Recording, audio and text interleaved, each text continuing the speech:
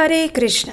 जो व्यक्ति अत्यंत गंभीर और भयंकर दावाग्नि रूपी सर्प से लिपटे हुए छटपटाते अंग वाले इस संसार सागर को पार करके आध्यात्मिक लोक में वापस जाना चाहता है और श्री हरि के दास्य सुख को पाने की इच्छा रखता है, उसे भगवान श्री कृष्ण के चरणारविंद का नित्य चिंतन, सेवन और स्मरण करना चाहिए। जिन्होंने गोवर्धन पर्वत को हाथ पर उठाकर व्रजवासियों को इंद्र के कोप से बचाने की कीर्ति प्राप्त की थी। वराह अवतार के समय में जिन्होंने पृथ्वी को अपने दांतों के अग्रभाग से उठाकर जल के ऊपर स्थापित किया था और जो अपने रोम कूपों में असंख्य विश्व ब्रह्मांडों को धारण करते हैं, उन आदि पुरुष भगवान गोविंद के चरणारविंद का चिंतन करना चाहिए। उनके दिव्य जन्म और कर्म का वर्णन करने में इस भूमि तल पर कौन समर्थ है, और इसीलिए श्री हरि गोविंद के चरणारविंद का हमें संपूर्ण शरणागति और सम्मान पूर्वक चिंतन करना चाहिए। उनकी भक्तिमयी सेवा करनी चाहिए। भगवान श्री कृष्ण की शुद्ध भक्ति प्राप्त करने के अनेक मार्ग में से एक मार्ग है उनकी प्रिय एकादशी तिथि का पालन करना। इस कलयुग में भी एकादशी व्रत का पालन करके मनुष्य भगवान श्री कृष्ण की परम भक्ति प्राप्त करके उनके परम धाम को प्राप्त कर सकता है। एकादशी तिथि सभी पापों का नाश करने वाली है, जिसके पालन से जीवन के सभी कष्ट तो दूर होते ही हैं, लेकिन परम आध्यात्मिक सुख की प्राप्ति भी होती है। तभी तो कहा गया है, गोविंद स्मरणं नृणाम एकादश्याम उपोषणम प्रायश्चितम इदम नूनम संसारोत्तारकारकम। अर्थात श्री गोविंद के स्मरण पूर्वक श्री एकादशी के व्रत का पालन ही समस्त पापों का प्रायश्चित और संसार सागर से पार होने का एकमात्र उपाय है। और ऐसे ही परम पावन एकादशी है कार्तिक मास के शुक्ल पक्ष में आने वाली रमा एकादशी। चातुर्मास में भी कार्तिक मास सबसे विशेष है और इस कार्तिक मास के अंदर भी आने वाली विष्णु प्रिया एकादशी तिथि यानी कि रमा एकादशी समस्त पुण्य कर्मों को संचय करने का एकमात्र सरल साधन है। जो मनुष्य सच्चे मन से इस एकादशी का व्रत और उपवास रखता है, उसे वैकुंठ धाम की प्राप्ति होती है और जीवन के समस्त समस्याओं से मुक्ति मिलती है। तो आइए इस रमा एकादशी के उपलक्ष्य में हम उससे जुड़ी हुई पौराणिक कथा का श्रवण करते हैं। कार्तिक मास के पुण्यमय समय में आने वाली रमा एकादशी के दिन सच्चे मन से उपवास करके श्रद्धा और नियम पूर्वक भगवान श्री कृष्ण की पूजा आराधना करने से, उनके पवित्र नामों का जप करने से वाजपेयी यज्ञ के बराबर फल प्राप्त होता है। ये एकादशी सबसे शुभ और महत्वपूर्ण इसलिए भी है क्योंकि ये चातुर्मास के पवित्र कार्तिक मास में आती है और इस बार इस एकादशी का आरंभ हो रहा है 27 अक्टूबर 2024 रविवार सुबह 5:23 पर और एकादशी तिथि का समापन हो रहा है 28 अक्टूबर 2024 सोमवार के दिन सुबह 7:50 पर। हालांकि इस बार दोनों दिन सूर्योदय के समय में एकादशी तिथि उपस्थित है, लेकिन 27 अक्टूबर को आने वाली एकादशी दशमी से मिली हुई है क्योंकि इस दिन दशमी और एकादशी तिथि दोनों एक साथ आ रही है। और ऐसे समय में हमारे शास्त्रों में कहा गया है कि दशमी युक्त एकादशी का पालन कभी भी नहीं करना चाहिए क्योंकि ब्रह्म वैवर्त पुराण के अनुसार जिस प्रकार गंगा जल का एक पात्र एक बूंद मदिरा मिल जाने पर त्याज्य हो जाता है, उसी प्रकार ये एकादशी जो सूक्ष्मता पूर्वक भी दशमी से मिली हुई हो तो वो भी त्यागने योग्य मानी जाती है। तो इसलिए इस बार की रमा एकादशी का पालन होगा 28 अक्टूबर 2024 सोमवार के दिन ही। इस दिन ब्रह्म मुहूर्त का समय है प्रातः 5:03 पर और सूर्योदय होगा 6:39 पर और इस एकादशी का पारण हम करेंगे अगले दिन यानी 29 अक्टूबर को। इस दिन पारण का निर्धारित समय रहेगा 6:39 से लेकर 10:20 के बीच में। एक समय देवराज इंद्र का अभिमान चूर करने के लिए स्वयं भगवान श्री कृष्ण जो कि स्वयं लीलाधर श्री हरि हैं, उन्होंने एक लीला की रचना की। एक दिन उन्होंने देखा कि सभी व्रजवासी उत्तम पकवान बना रहे थे और इंद्रदेव की पूजा की तैयारी कर रहे थे। तो श्री कृष्ण ने बड़े ही भोलेपन से नंद महाराज से प्रश्न किया, बाबा ये आप सभी लोग किसकी पूजा करने की तैयारी कर रहे हैं? तो उनकी बात सुनकर नंद महाराज ने कहा कि हे पुत्र, हम देवराज इंद्र की पूजा के लिए अन्नकूट की तैयारी कर रहे हैं और इंद्र यज्ञ का भी आयोजन हो रहा है। नंद महाराज के इस प्रकार कहने पर श्री कृष्ण ने कहा कि हम इंद्र की पूजा क्यों करते हैं? तो नंद महाराज ने कहा, क्योंकि वो हमें वर्षा प्रदान करते हैं, जिससे सभी अन्न की उत्पत्ति होती है और उन्हीं से हमारी गायों को चारा मिलता है। तो इसके उत्तर में भी भगवान श्री कृष्ण ने कहा, वास्तव में इंद्रदेव तो मात्र भगवान विष्णु का कार्य कर रहे हैं, ये तो उनका कर्तव्य है। और वास्तव में तो हमें गोवर्धन पर्वत की पूजा करनी चाहिए, क्योंकि हमारी गायें वहीं पर चरती हैं। तो इस दृष्टि से तो गोवर्धन पर्वत ही पूजनीय है। गोवर्धन तो हमें सामने दिखता भी है, लेकिन इंद्रदेव तो कभी दर्शन भी नहीं देते और फिर पूजा ना करने पर क्रोधित भी हो जाते हैं। तो ऐसे अहंकारी की पूजा क्यों ही करे?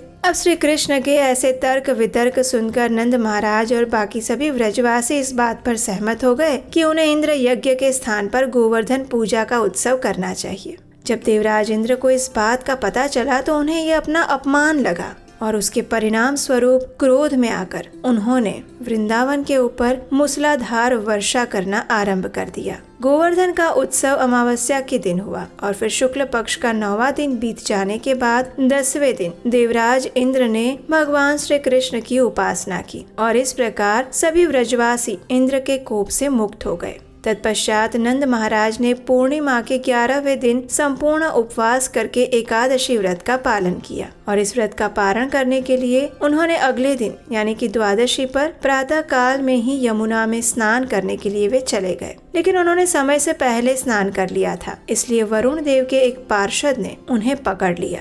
अतः बहुत देर तक जब नंद महाराज पानी से बाहर नहीं आए तो वहाँ उपस्थित सभी गोपगण चिंता करने लगे। उन्होंने सहायता के लिए कृष्ण को बुलाया और नंद महाराज ने पूर्ण श्रद्धा और भक्ति भाव पूर्वक एकादशी का पालन किया था, इसलिए वरुण देव के पार्षद भी उन्हें कोई हानि नहीं पहुंचा सके। अंत में श्री कृष्ण स्वयं उस जल में कूद पड़े और उन्होंने नंद महाराज को वरुण देव के पार्षदों से छुड़ा कर ले आए। तो इस प्रकार श्री कृष्ण ने द्वादशी के दिन नंद महाराज की रक्षा की थी। इस प्रकार हमारे शास्त्रों में ऐसे कई उदाहरण मिलते हैं जहाँ पर एकादशी व्रत की महिमा दर्शाती हुई कथाएं हैं, जिसके श्रवण करने से भी एकादशी पुण्य फल की प्राप्ति हो जाती है। भगवान श्री चैतन्य महाप्रभु स्वयं कहते हैं कि एकादशी का पालन करना भक्तिमय सेवा का एक अंग है। अगर कोई व्यक्ति एकादशी का पालन का अनादर करता है तो उसके आध्यात्मिक जीवन का भी नाश हो जाता है। एकादशी वाले दिन एक पवित्र वैष्णव को कृष्ण के पवित्र नामामृत के पान द्वारा ही संतुष्ट हो जाना चाहिए। तो आइए अब देखते हैं कि इस एकादशी का पालन कैसे किया जाए। एकादशी का पालन करने के लिए सबसे पहले ब्रह्म मुहूर्त में उठना अत्यंत आवश्यक है और ये ब्रह्म मुहूर्त यानी सूर्योदय से 1.5 घंटा पहले का समय। ब्रह्म मुहूर्त में उठकर व्यक्ति को स्नान इत्यादि अपने नित्य कार्य को पूर्ण कर लेनी चाहिए। तत्पश्चात घर के मंदिर को स्वच्छ करना चाहिए। घर में या फिर मंदिर में भगवान की मंगला आरती करनी चाहिए अथवा उसका दर्शन करना चाहिए। उसके बाद हाथ में गंगाजल लेकर इस कार्तिक मास की पवित्र और विशेष रमा एकादशी व्रत का संकल्प लेना चाहिए। भगवान के समक्ष इस कार्तिक विशेष रमा एकादशी का संकल्प लेने के बाद तुलसी देवी को आवश्यकता अनुसार जल प्रदान करना चाहिए।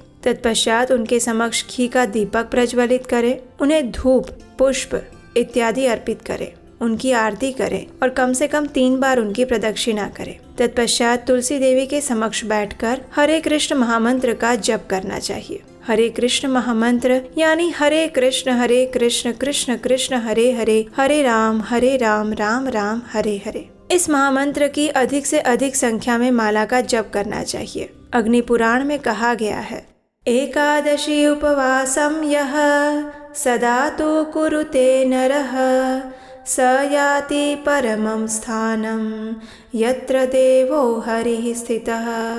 यानी जो व्यक्ति एकादशी में सर्वदा उपवास करते हैं उस परम स्थान में उनका गमन होता है जहाँ श्री हरि स्वयं विराजित रहते हैं। इसलिए इस एकादशी के दिन संपूर्ण उपवास करके एकादशी का पालन करना चाहिए। इस दिन किसी भी प्रकार के अन्न या उससे बने हुए पदार्थ का सेवन नहीं करना चाहिए। अगर ये संभव ना हो तो कम से कम जल, दूध, फल या फिर एकादशी प्रसाद लेने के साथ साथ व्रत किया जा सकता है, लेकिन किसी भी स्थिति में अन्न युक्त भोजन नहीं लेना चाहिए। अगर कोई व्यक्ति बीमार है या फिर सगर्भा महिला है या फिर कोई बालक है तो उन्हें एकादशी प्रसाद के साथ ही एकादशी का व्रत रखना चाहिए। हमारे शास्त्रों में कहा गया है कि एकादशी व्रत का पालन 8 वर्ष से लेकर 80 वर्ष की आयु तक के सभी व्यक्तियों को करना चाहिए। इस दिन हमें अपना अधिक से अधिक समय भगवान श्री कृष्ण की सेवा पूजा और आराधना में व्यतीत करना चाहिए। इस दिन भगवान श्री कृष्ण की लीला कथाओं का श्रवण और भगवत गीता श्रीमद् भागवतम का पाठ करना चाहिए, जिससे एकादशी से मिलने वाले पुण्य फल में वृद्धि होती है।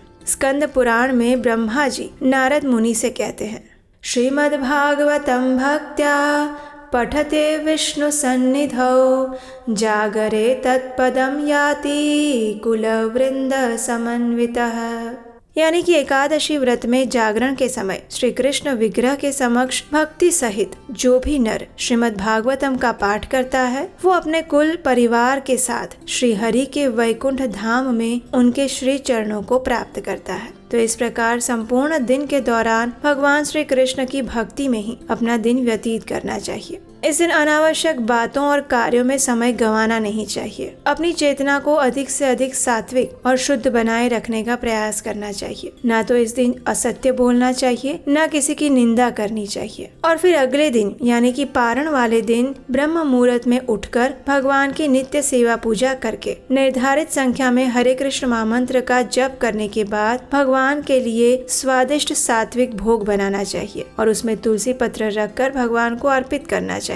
यदि संभव है तो पारण के समय पर अपने घर पर सुयोग्य ब्राह्मण या फिर वैष्णव को भी आमंत्रित कर सकते हैं। उन्हें अपनी क्षमता अनुसार भगवान को अर्पित प्रसाद और दक्षिणा दे सकते हैं और उसके बाद इस एकादशी का फल भगवान के चरणों में अर्पित करते हुए आप स्वयं भी अपना पारण कर सकते हैं। लेकिन इस पारण की भी एक संपूर्ण विस्तृत विधि है। अगर आप वो जानना चाहते हैं तो आपके अपने इस चैनल को याद से सब्सक्राइब करके रख लीजिए, क्योंकि इसी चैनल पर हम उस पारण की विधि भी लेकर आएंगे। तो अगर आप उसे सुनना चाहते हैं तो आप हमारे व्हाट्सएप और टेलीग्राम ग्रुप के साथ भी जुड़ सकते हैं, जहां पर हम इन सभी जानकारियों को समय समय पर साझा करते रहते हैं। तो ये थी आज की कार्तिक विशेष रमा एकादशी व्रत कथा। अगर आपको ये आज की कथा अच्छी लगी है तो आप इस वीडियो को अधिक से अधिक लोगों को शेयर कर सकते हैं और याद से इस वीडियो को लाइक कर सकते हैं। अगर आपको हमारे द्वारा किया जा रहा वैदिक ज्ञान का प्रमाणभूत प्रचार कार्य अच्छा लग रहा है तो आप इस सनातन धर्म के ज्ञान को आगे बढ़ाने के लिए, आने वाली कथाओं को बनाने के लिए हमें अपना आर्थिक योगदान भी भेज सकते हैं। स्क्रीन पर नंबर दिया गया है। आपके द्वारा दिए गए योगदान से वैदिक संस्कृति की धरोहर को आने वाली पीढ़ी तक पहुंचाने में सहायता मिलेगी और उसका पुण्य फल आपको भी प्राप्त होगा, और वो भी इस विशेष कार्तिक मास के अंदर। तो चलिए चातुर्मास के इस पवित्र कार्तिक मास में आने वाली इस रमा एकादशी का पालन करते हैं और हमारे जीवन को आध्यात्मिक मार्ग पर आगे बढ़ाते हुए हमारी मन और चेतना को भगवान श्री कृष्ण की शरण में समर्पित करते हैं। हरे कृष्ण।